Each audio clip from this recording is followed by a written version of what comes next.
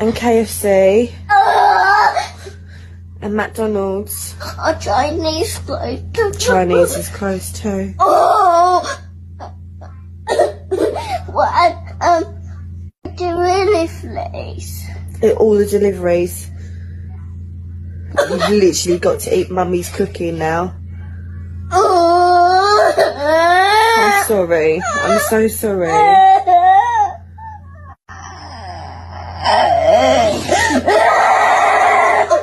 I'm so sorry. Pizza Hut's closed too. All right, today is April 2nd.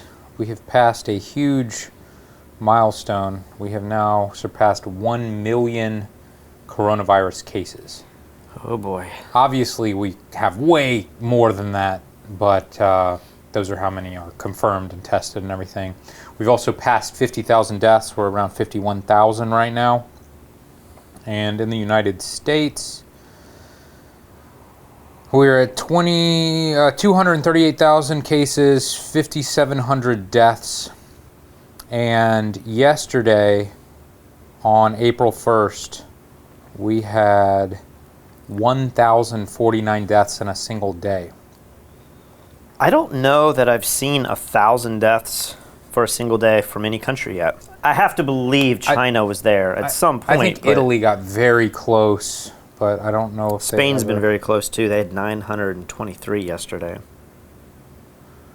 United States is at 666 right now. You want to take a guess? How many Puerto Rican cases do you think we have? Cases, I'm going to say 100. 316. Oh, wow. How many deaths? 6. 12. 12. So we have someone in our neighborhood who is an older person. People said the other day that he was showing symptoms. Mm-hmm.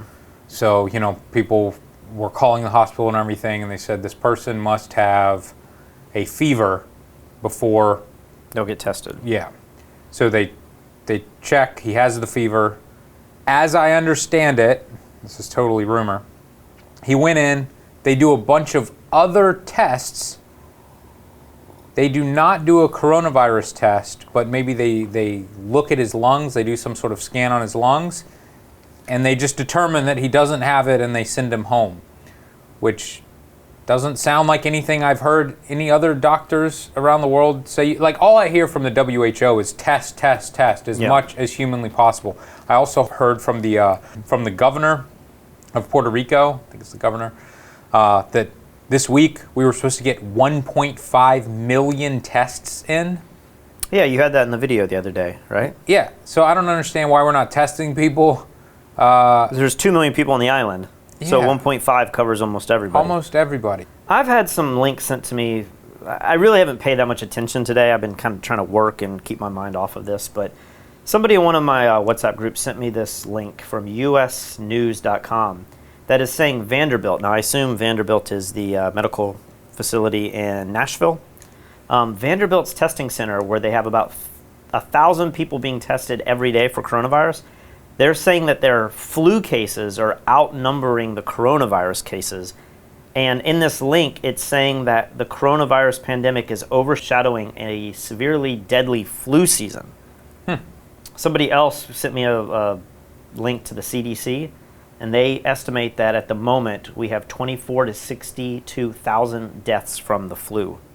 Now, this, I believe, is measured from October, so it's a much larger period.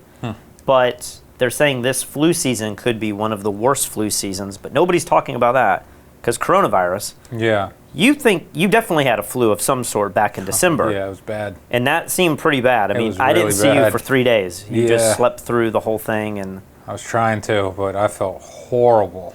And I've seen a lot of people who are saying they go in to have the coronavirus test, they don't get it, but they do get the flu test, and the flu comes back as positive or negative, and I guess if it's positive, you're kind of excited because you just have the regular flu.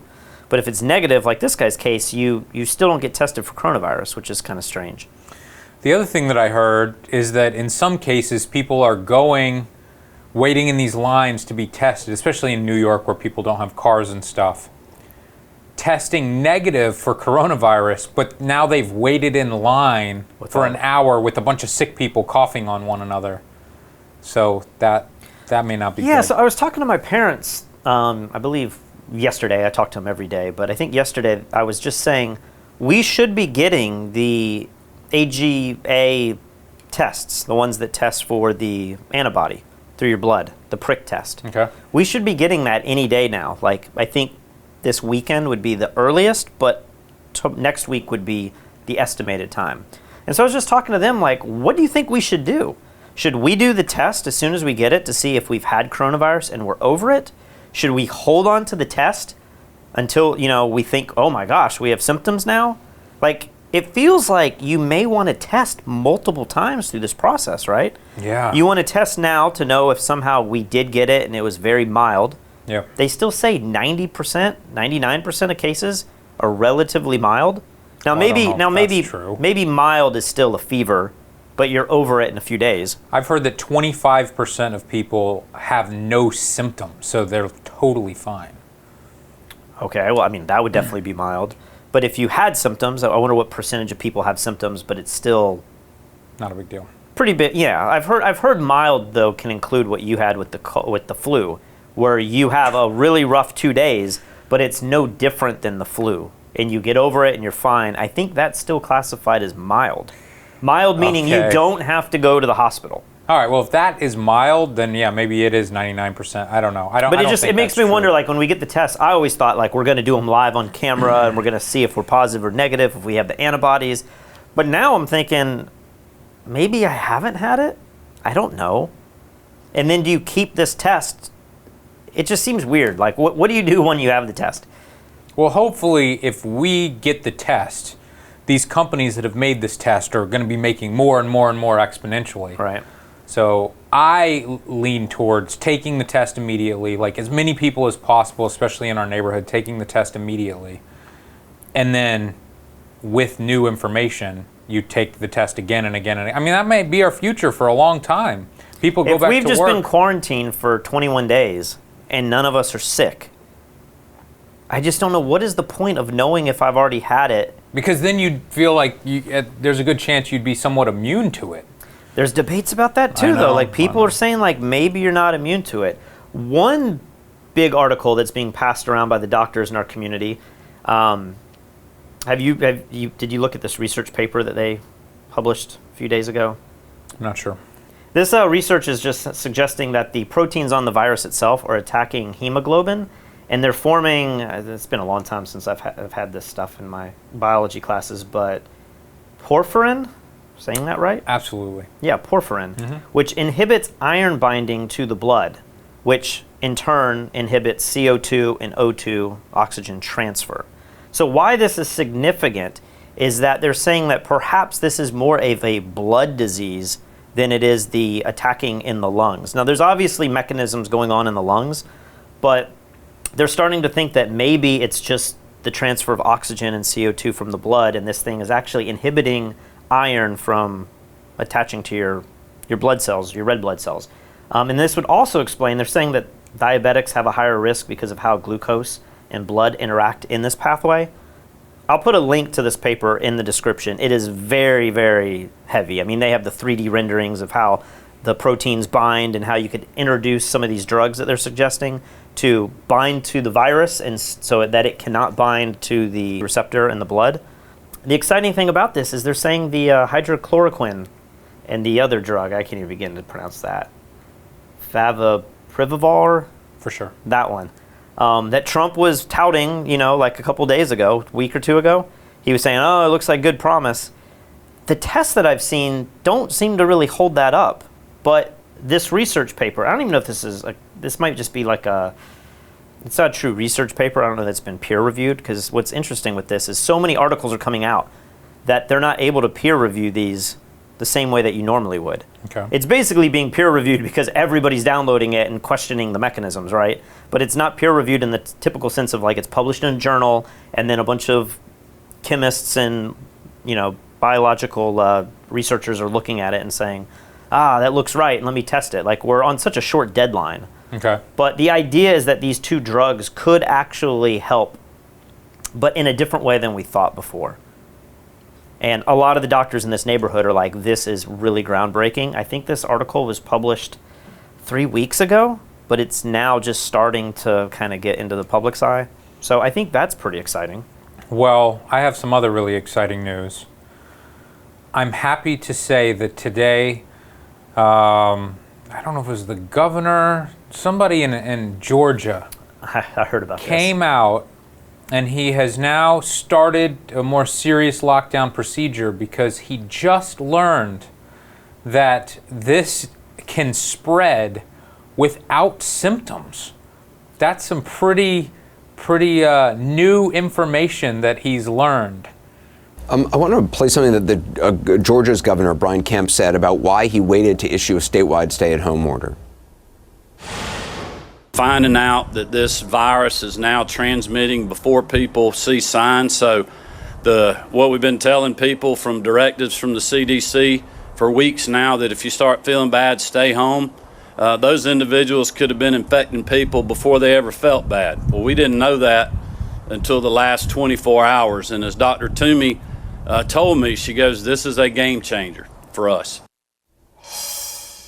I'm really kind of stunned by what he said, because we've known that for quite some time, haven't we? Anderson, this is inexcusable. I mean, it's just inexcusable. I mean, that he can't be honest. He can't be being honest. Everyone has been talking about that. My kids who go to school in Georgia knew that a month ago. I mean, I can't even believe that. So wait a minute, how is this real life? I don't know, man. I read this headline earlier today, and I'm like, oh, come on. Like, this is ridiculous. The guy misspoke or something. I didn't even click on it because I thought, like, this is some bullshit website or whatever. Then I see on CNN, he literally is, like, live on the air, and he just says, the reason we didn't do this sooner is because I didn't know it can spread without symptoms. And we're like, that was the first thing I ever learned about this, when it was still only in China, and I read about it. Yeah, was that it's scary because for 2 weeks it can spread. I mean, we just posted all those videos yesterday about how much did China cover everything up, and they were saying it's not human to humans, interactions in contagion. And then it was like by the end of February, at least, we knew that this was going human to human. That was before it really even affected the United States. That was before the NBA was canceled. That was before Trump canceled all the flights. I mean, we're all watching these press conferences being like, man, I hope I don't have it. What was he doing? I always joke that my wife is the least connected person on planet Earth. We don't have a TV. She doesn't read any news on her phone. Yeah. She just works and plays. Like, she doesn't connect with anything. Did she listen to this press conference? She knows. she knows that you can have this without symptoms for a couple weeks and still spread it. I can't believe that guy came out and publicly said that. Just lie. CNN last night, Anderson Cooper was just hounding on how many states have not issued a state mandatory quarantine. And I think it was like 11 or 12 states, and they were a lot of them were in the South, but then they kind of went up, towards Colorado and stuff. I don't want to name a state if I'm wrong. Earlier, we reported the governor of Tennessee was not going to order citizens to shelter in place. This is what Republican Governor Bill Lee said, quote, "There is wide range of efforts across the country, none of which has given much real data or evidence of what is most effective in social distancing." That's just wrong. It is pretty scary because I guess the idea that we have is we can only come out of this once everybody has been locked down for the same periods of time. I don't believe that, but go ahead. It makes no sense. Like, if you're a small country like Singapore, you shut your borders. If you're Puerto Rico, you shut your borders. And after a certain amount of time, in maybe in a week or so, I feel like Puerto Rico will be fairly safe if we're not letting more people come in. But we are. But we're telling them to quarantine. Okay. And if they follow that advice and we eventually lift the ban, there's a reasonable expectation that everybody who's out and about that's actually quarantined for 3 or 4 weeks, where we're about to be right now, would be safe and not contagious. Unless one person has it. Yeah, but then it has to build all back up. Sure, it doesn't take long. But it doesn't make any sense to have 50% of the states on lockdown for 2 or 3 weeks, and then the other states aren't, and people are escaping to those states, and then finally those states do a lockdown while the other states are ready to lift their I think it might make sense. I think it might make sense. The idea, if the idea is that we're not going to have a vaccine for a long time, then we may need to have the maximum amount of people catching it and not barely overloading the hospitals. We need to be reaching like the maximum amount that every hospital can care for people at so that we reach the immunity faster. That's nobody's plan. Nobody wants to say that publicly. But potentially that would be the best thing, or else, you know, we could spread this out for years. Yeah. It's just really frustrating because we're from the South. I grew up in Alabama. I've lived in Tennessee. We're both in South Carolina, a couple years ago. And now we're in Puerto Rico. And it just, I'm spending a lot of time in Florida. Your family's in Florida. We know the South pretty well. And it's just really frustrating to see how slow they are for their response. But then I saw Huntsville. Huntsville's been the hardest hit area in Alabama. I saw their mayor, I believe, on television.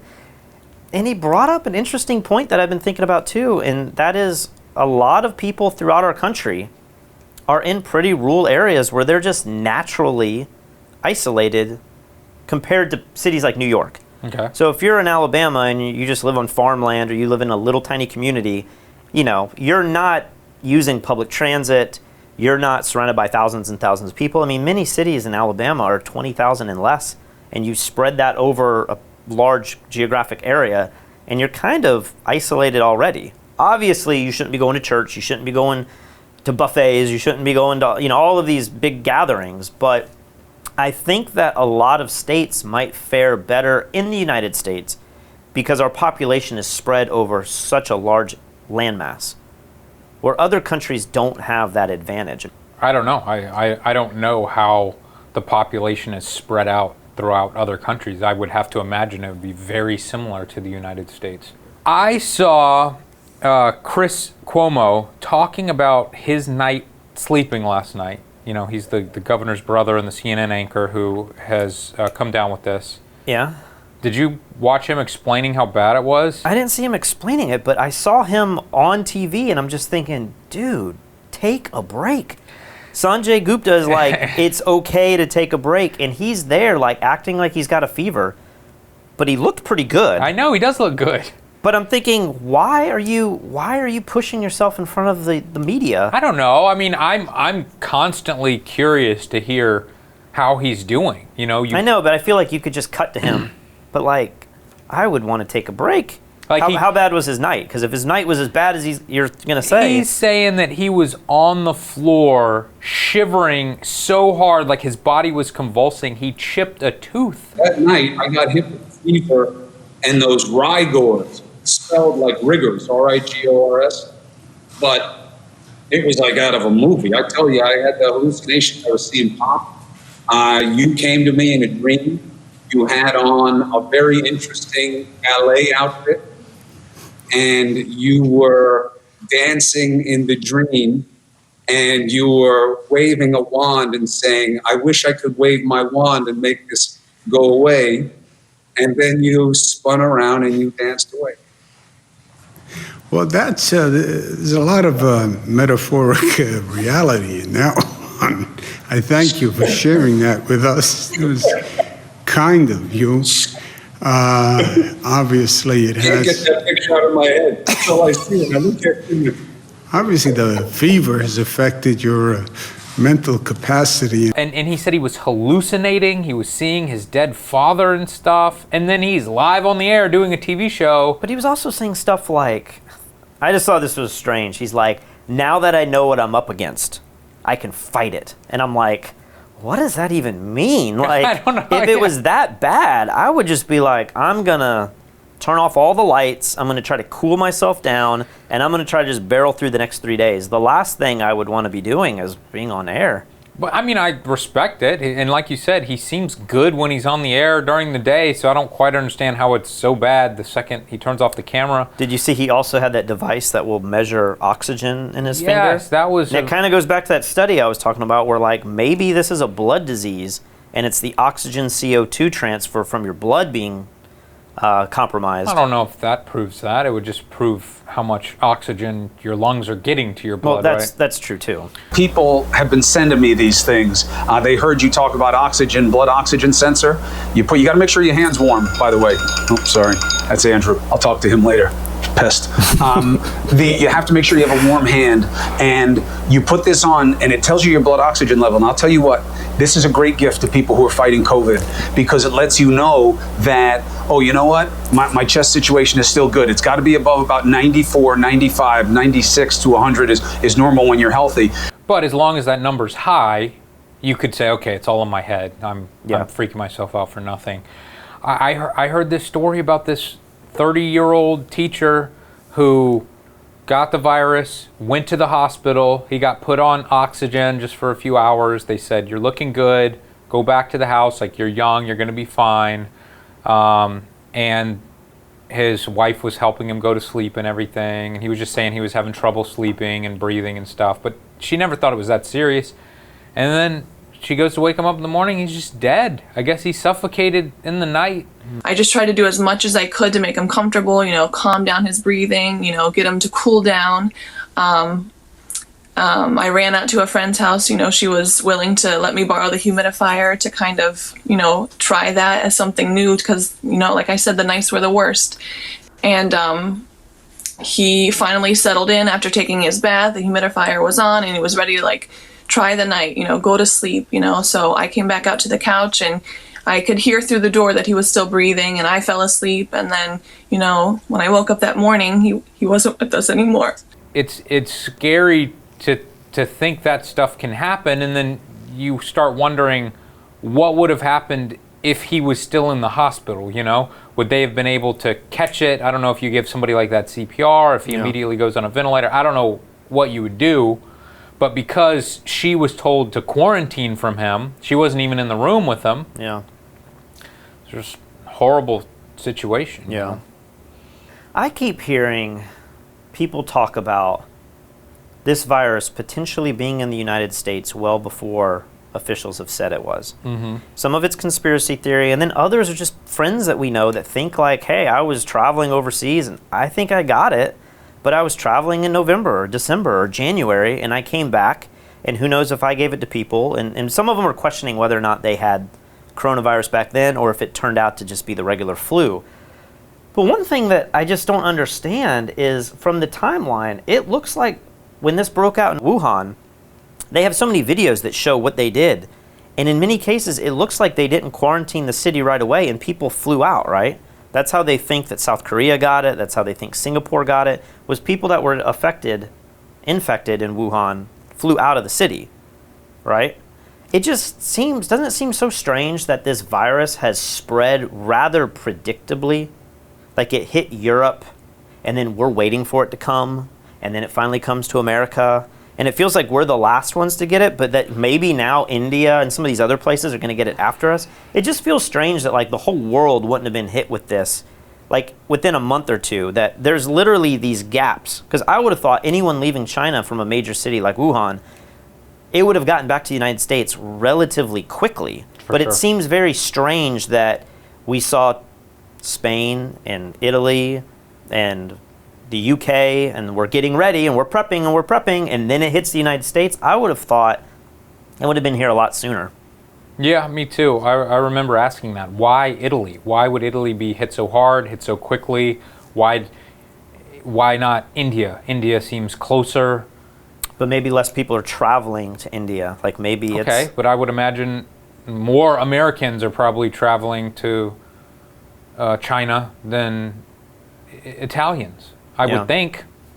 Yeah, you would have thought they would have gone to Japan, they would have gone to the west coast of America, they would have gone to San Francisco, Seattle, LA, any of those major hubs. You would have thought Atlanta, that's the biggest airport in the world. I would have thought Atlanta was hit really, really hard, especially with what we know their governor said. Yeah. If they're giving no warnings out, you would just think that these places would be hit harder.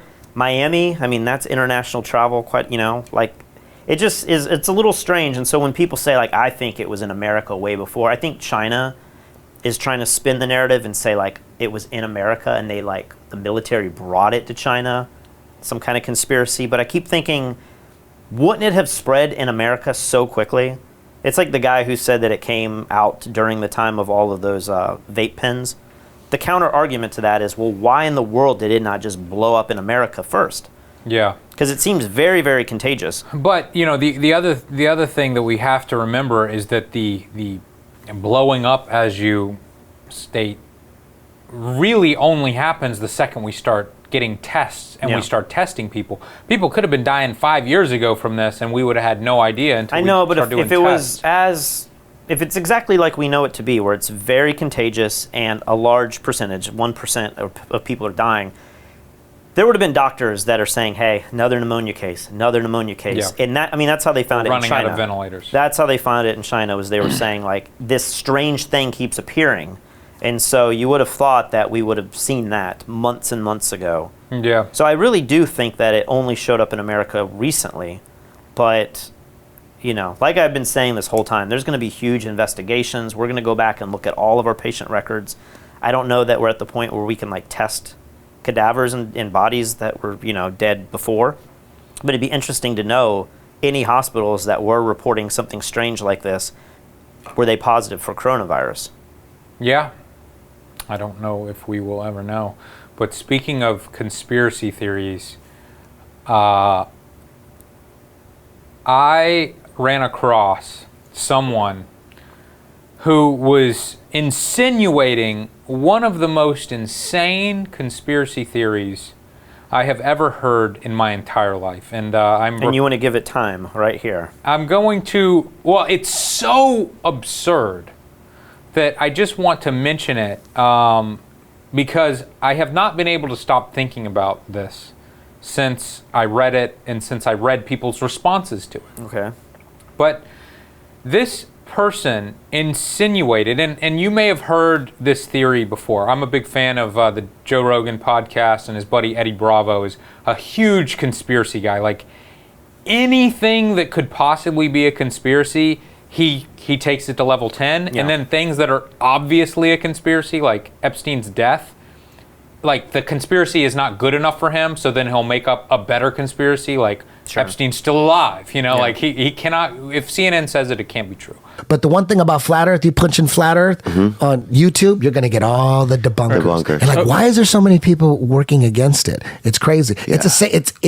They're doing the exact same thing to Flat Earth that they do to 9/11, JFK, Iran-Contra. They got people producing debunking videos. Yeah. Like, why are you doing that if it's so stupid? It's so Why? stupid. And you should ask yourself, why is there a debate about it? And something that Eddie said months or years ago was that Trump is secretly ridding the world of the elite pedophile rings that are around the world. Oh, yeah. Have you've heard this? It's totally true. Yeah.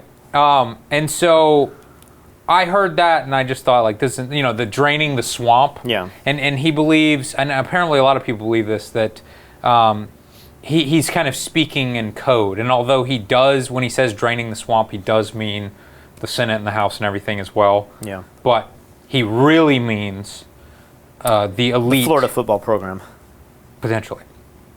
And this person was insinuating that either Trump released this virus so that he could fight the elite pedophiles more easily, or at the very least, he is using this opportunity to rid the world of pedophiles at an even faster pace. And so I asked this person, I said, are you suggesting that Trump unleashed this virus? Like, he created the virus, infected the world with it, and then is catching these rich pedophiles. And of course, his response is the same as everyone's response. And it's like, you have to open your eyes and wake up and look into it. I want you to do your own research and make your own conclusion. Right. Come to your own conclusion. So I'm thinking, okay, this person is insane. And I'm like, let me read these Facebook comments on this. 100% of the Facebook comments were like, right on, brother.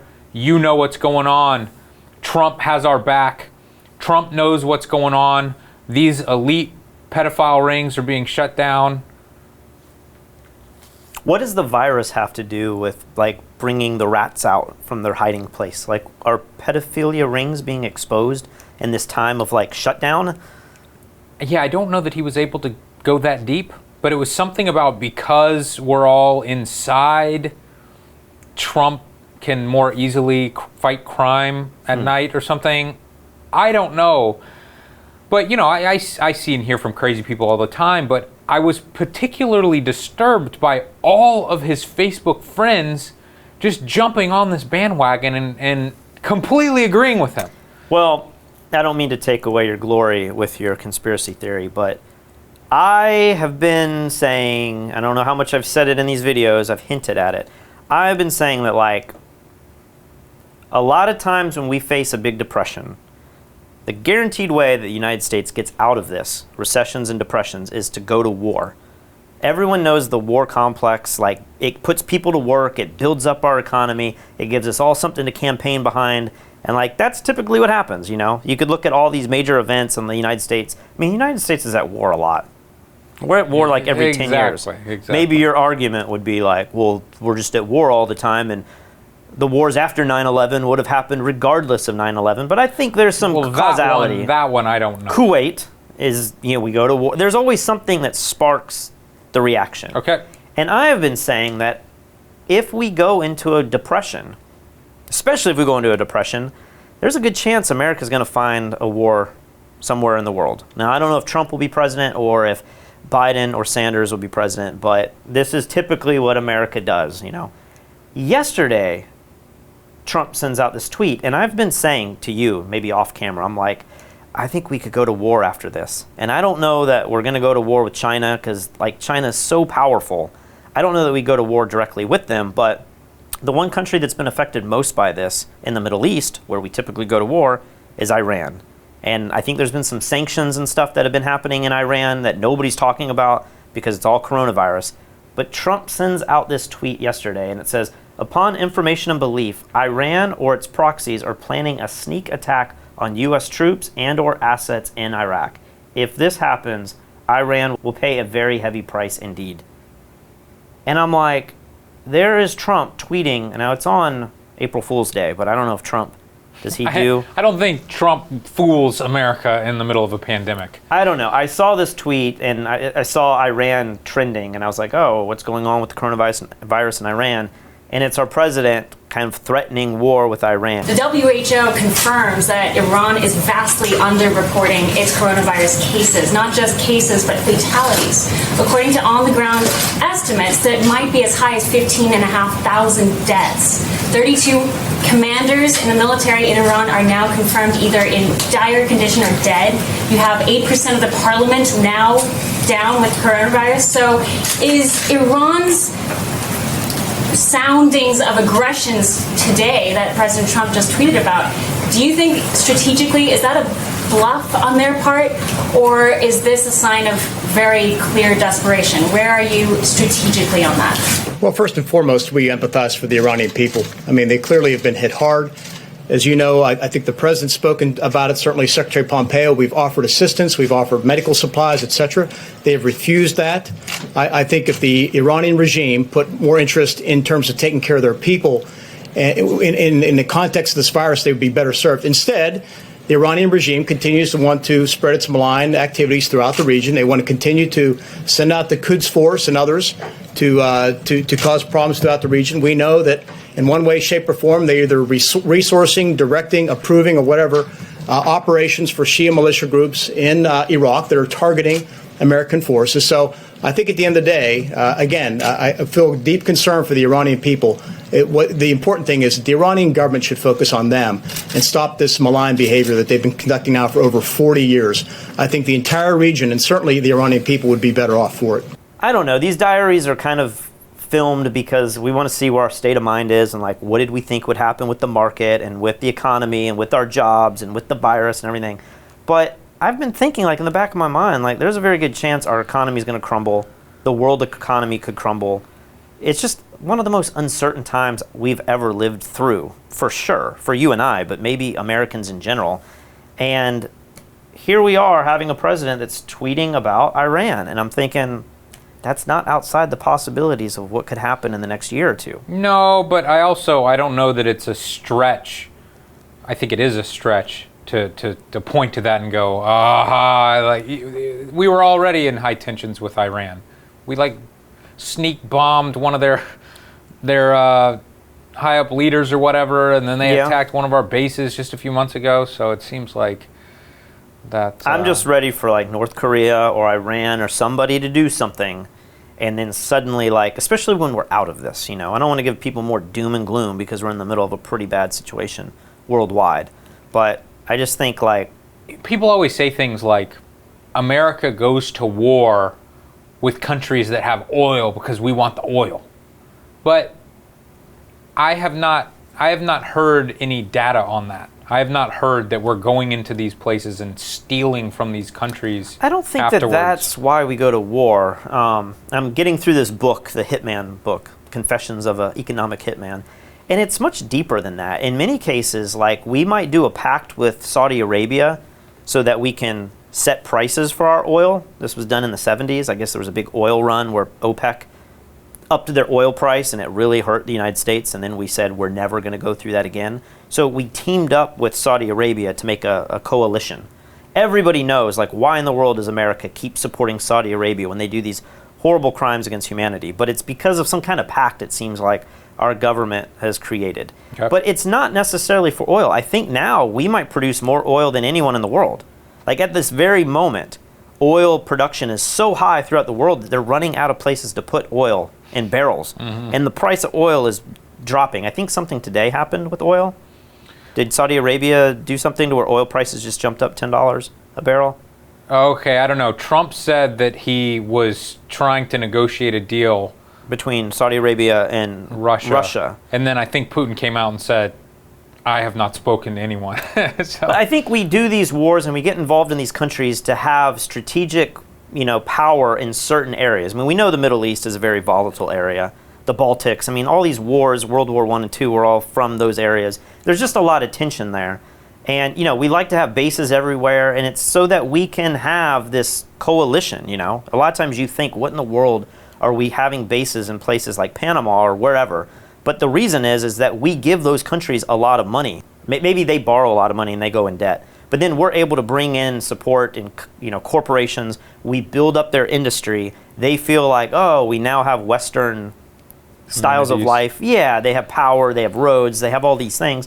And now they have the protection of the United States. Because if we have a military base in your country, you're pretty much guaranteed that, like, no one's going to bomb that base. And if they do, we now have the back of the we have the United States to back us. So there's all these other reasons why we do that. It's this imperialistic notion, The United States is not likely to go to war with Russia or with China, but we do go to war with these little proxy states so that we can control Russia and China. And I don't know. It's going to be an interesting time for sure, because I feel like a lot of the world is going to have resentment towards China, warranted or not. That'll be just, wait to be seen, But something's going to come out of this. Yeah. Something's going to happen. I know tomorrow. That's really vague, but it just feels like too much is going on for this just to be, forgotten about in a couple of years. Let's talk about unemployment. The unemployment numbers came in, and this is just so insane. 6.6 million unemployment requests in the last week. All right, the breaking news, a record-shattering 6.6 million Americans filed for unemployment last week. That's on top of the 3.3 million who filed the week before. People were speculating it would be around 3 million. It was double what people were speculating.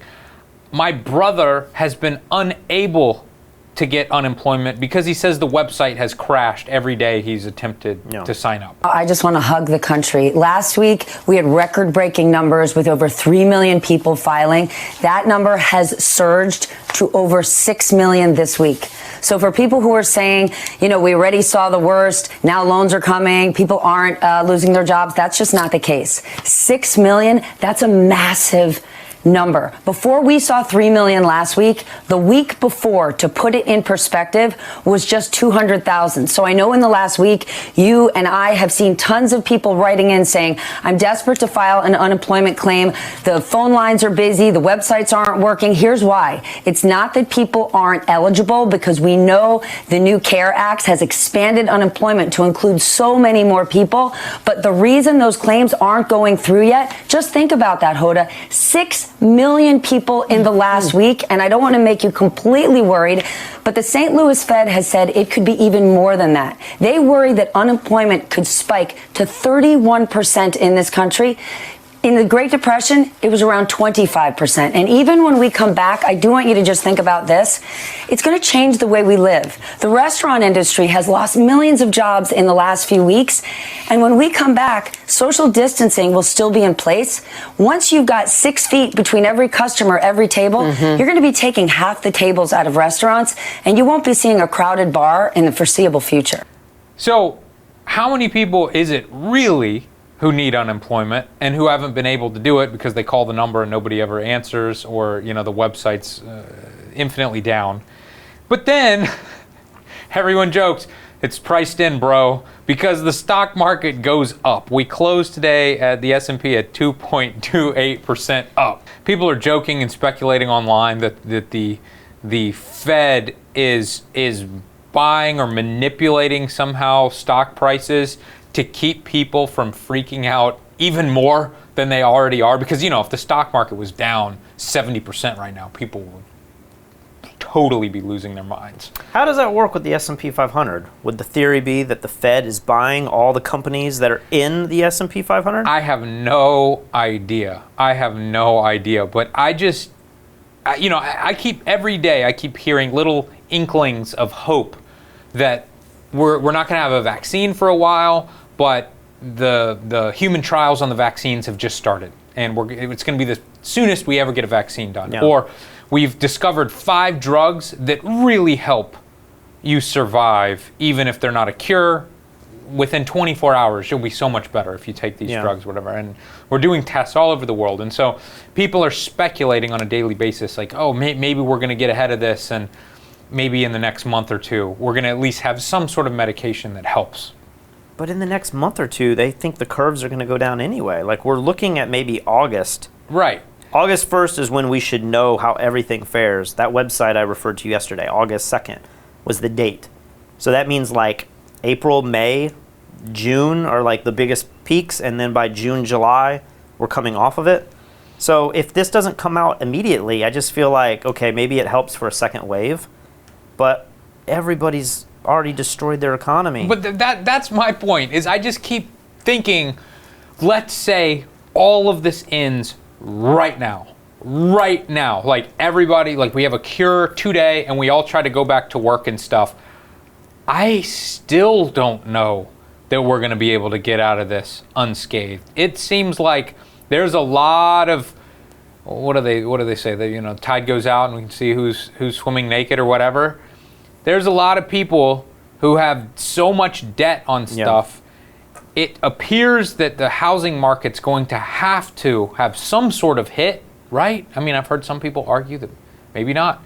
Maybe not that many houses are going to be on the market for sale, so that's going to keep prices high and insurance rates are low. Well, in my investing group, people were talking about Airbnb, and I've been saying Airbnb is going to be the reason for the financial crash in the market, in the housing market. And I don't have the numbers in front of me, but the number of Airbnb properties is still relatively small compared to all homes. Oh yeah, it has to. So it was like, I don't know. I don't want to say numbers to be wrong, but I'm going to just tell you, these are not right numbers. But maybe it was 100,000 properties in the United States are Airbnb. And so you just think every time I travel, I get Airbnbs, and people have leveraged themselves.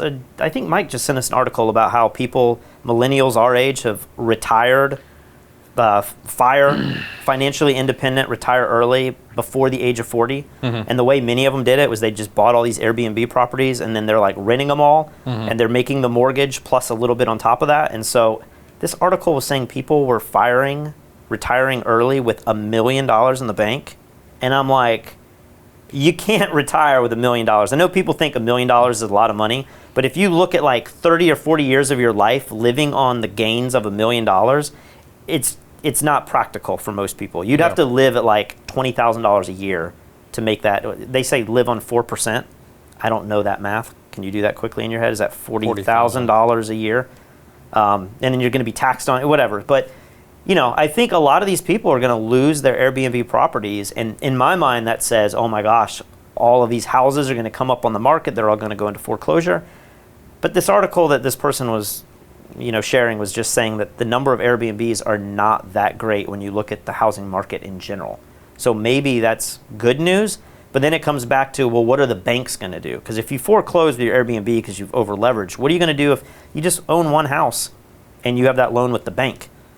I'm hearing that the Fed is telling banks, issue every bit of loans that you can, and we'll take care of it.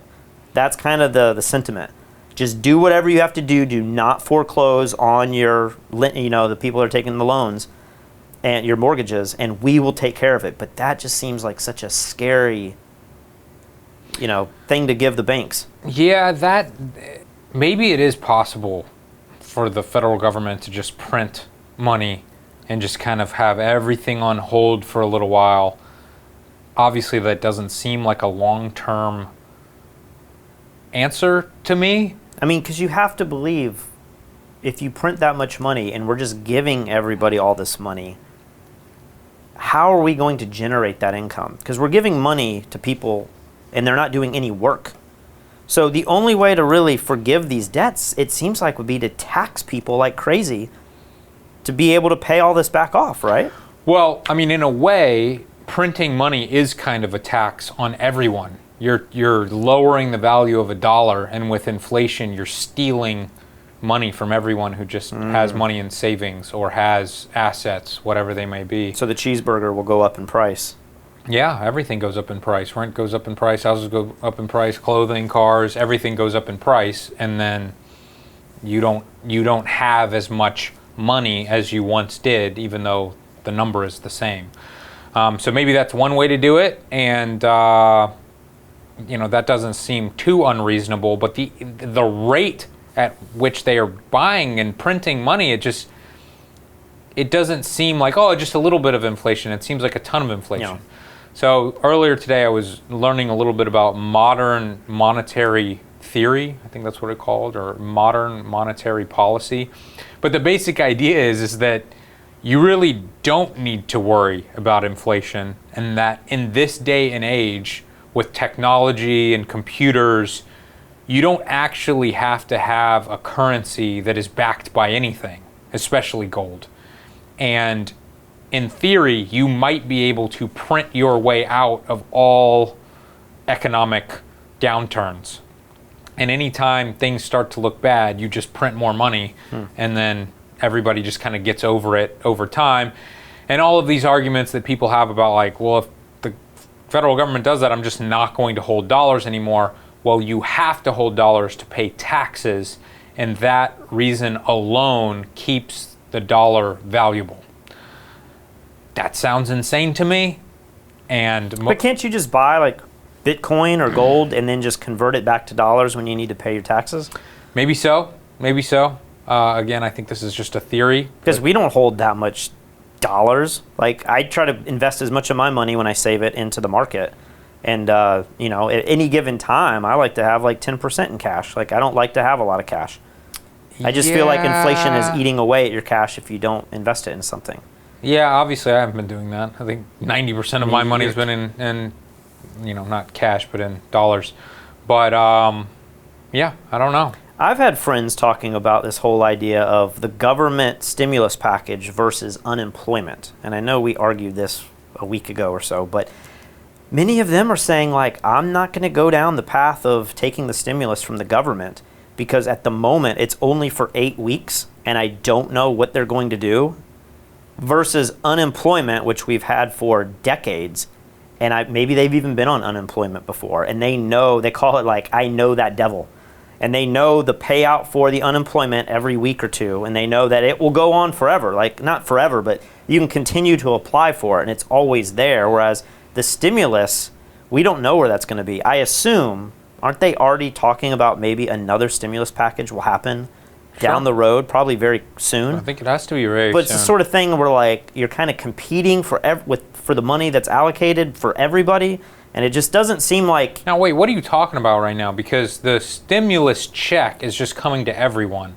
I don't think you have to do anything to get Right, that. I think I'm talking about the money where employers are trying to decide if they should fire their employees or hold their employees on payroll, get the loan to pay them, and they're having these conversations with their employees. Yeah. And in many cases, some of them are like, I can get the loan, and because I don't have to use it on payroll, I can use it on mortgage or rent or all these other things. The employer will find a way to spend that money. But in some cases, it might be beneficial for their employees to be fired and then get on unemployment. Right. And then now you're pulling the maximum amount of money. It's just really frustrating because you just feel like this is not how the system is designed to work at all.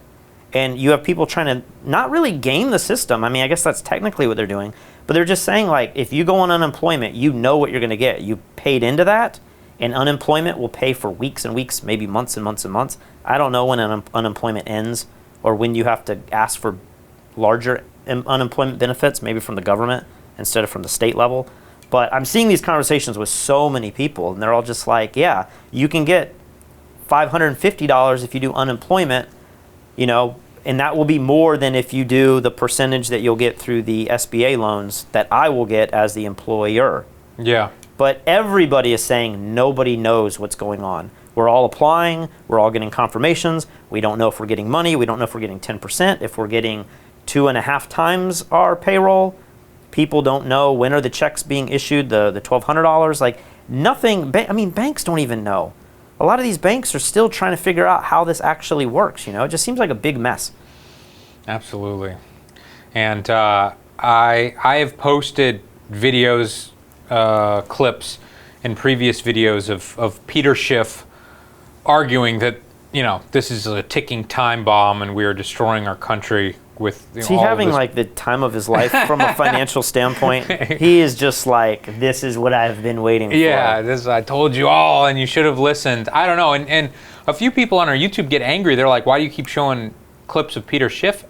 And I feel like I am pretty well connected with what's going on all the different media sources, you know? Yeah. I'm trying to listen to everyone. He is the only person I have heard arguing that this is a bad decision and that this is not how money works and you can't just give people money. And especially you can't give people more money to go on unemployment than they currently make. Like that's the opposite of what you would want to do. You don't want to incentivize people not to work. And so Peter has recently decided, maybe in the last day or two, that he's going to start doing his podcast live on YouTube rather than, you know, just audio form that then he uploads to YouTube. But he doesn't have a good-looking studio yet, so he's recording it on some crappy microphone, and it appears like a webcam. Does he just have like books behind him or something? Yeah, exactly. And so I have, because Peter's here in Puerto Rico, we're in Puerto Rico, I've reached out to him through someone else, a mutual friend that knows him, and I've said, look, we've got pro lighting, pro cameras, pro audio recording. We will come to your house, Peter, no charge. We will set you up with at least a better studio than what you currently have. He said he had a plan to design a full studio that's much more professional. But does he have a team? Like he has an editor, right? I think he does. But you know, getting equipment right now is so difficult.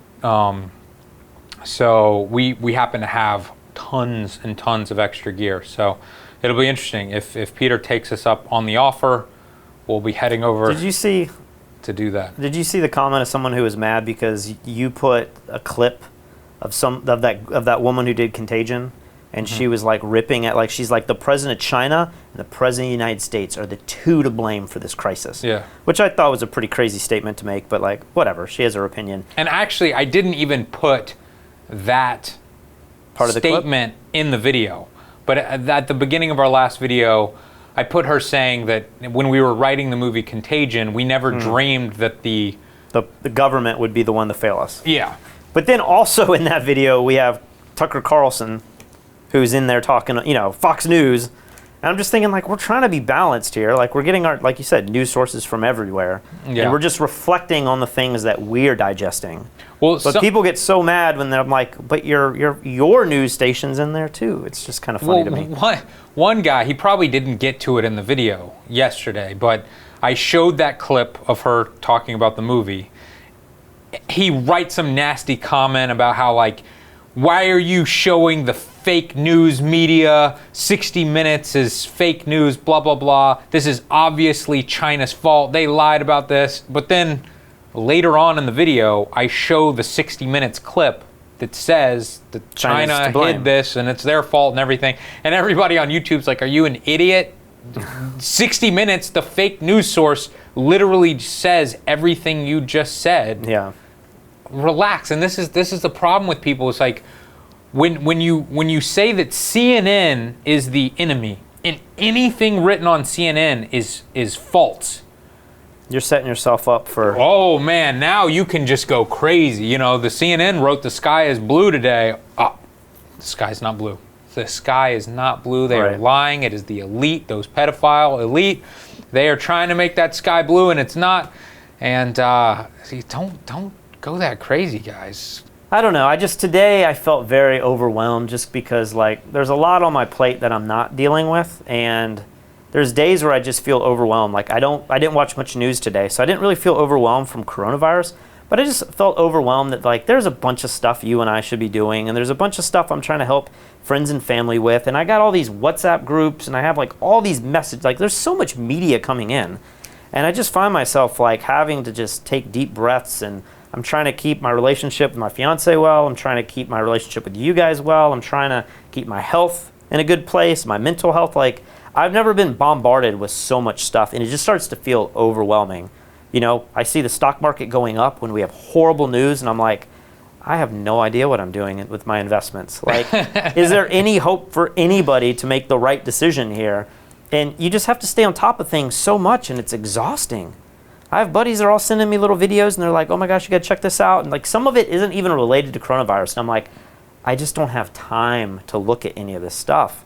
Do you feel like that at all, or are you just totally chilled out? And I've never been the type to be as freaked out as you are about anything, but I've definitely gotten down a little bit just because I feel like we're trapped and everything sucks right now, and I want to be doing jujitsu, or I want to be doing golf or tennis or kiteboarding, and I can't. Well, one thing I did was I said I'm going to take a break from all news, and I'm going to try to create an image for our own contest. I want us to both do submissions. Okay. And our contest, that's a Critique the Community that's coming up. And so I came down here and I was like, I'm going to do a portrait of you. That'll be my submission. And the idea is, like, we want to see this Critique the Community where people just submit anything that they've shot while in quarantine. And then I spent like an hour or two on this image. I don't know if I like this. I don't want to, like, share it with everybody yet because I don't want them to, like, go down the same road I'm going with. But basically, it's a portrait of Lee, and this is the direction I'm going with. And see if you think this is horrible or if this could be kind of cool. Because it's a lot harder to come up with a unique concept while you're locked in and you can't go out and do anything. I'm not a huge fan. You're not a huge fan. All right. I feel like the lighting on the initial picture just looks kind of cheesy. Yeah, I mean, I literally took 5 snapshots really quick, but I didn't want to take up too much of your time either. But I appreciate it. I had literally, I went snorkeling this morning. It was great this morning. You got to do that. When I came back home, I was like, I feel so much better, Katie. I just know I'm going to be tired. I'm going to be like, I need a nap now. Then I went to sleep. Take the nap. I'll probably look tired right now. All right, well, why don't we wrap this up? If you guys want to donate, we have a Patreon in the description below. All of the money that we're making during this podcast series, we're going to donate to a charity here in Puerto Rico. And then also we have the brand new Critique the Community that's going to come up where we need you guys to create images. I guess maybe we should make this like a week or two. I mean, it's just 1 week's fine. You think 1 week? People have enough time to get that done? We need to be making more videos that are different than these coronavirus videos. Okay, well, you're going to have 1 week then to make an image, submit it in the contest. You can go to fstoppers.com/contest to enter that. New Critique the Community's up today, so people are watching that now. And then they have this now. So trying to make some new content. Sounds good. We will see you tomorrow. We're all very healthy. Thank you. Yeah, well, we're very happy to hear that. What about David Bryan, your bandmate who tested positive for COVID-19 along with his wife? How are they doing? Yeah, I've spoken to David even this morning. He wants everyone to know that he's recovering. It's 15 days into his respiratory confirmation, but he wants everyone to know that he's really on the mend and that his wife hasn't shown any symptoms, although she was also confirmed positive, but she's doing great.